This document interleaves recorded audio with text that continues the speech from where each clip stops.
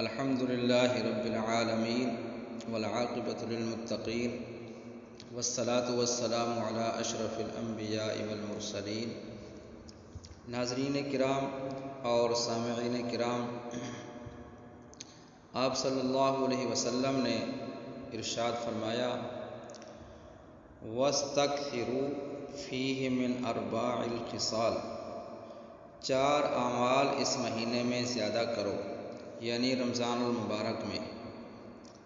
خصلتین ترضون بہما ربکم وخصلتین لا غناء بکم عنہما، 2 اعمال ایسے ہیں جن سے تم اپنے رب کو راضی کرو، اور 2 اعمال ایسے ہیں کہ ان کے بغیر کوئی چارہ ہی نہیں ہے، وہ مجبوری ہیں، وہ ہمیں کرنے پڑیں گے۔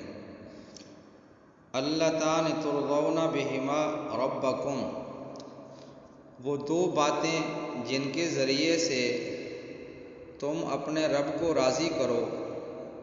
فشہادۃ اللہ الہ الا اللہ وتستغفرونہ،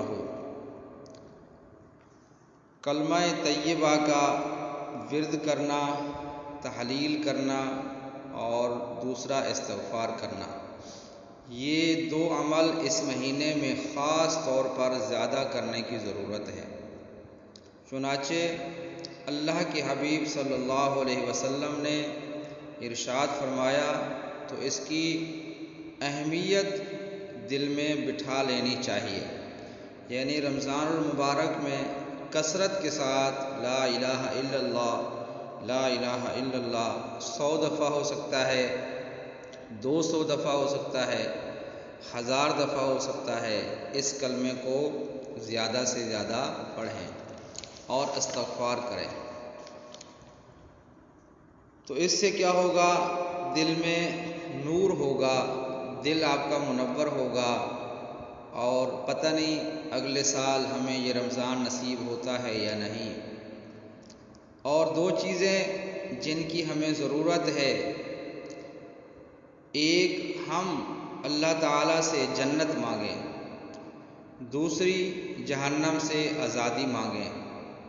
اس مہینے میں یہ دعا مانگنی چاہیے: اللہم انی اسألک الجنہ واعوذ بک من النار، اے اللہ میں جنت کا سوال کرتا ہوں اور جہنم سے پناہ مانگتا ہوں۔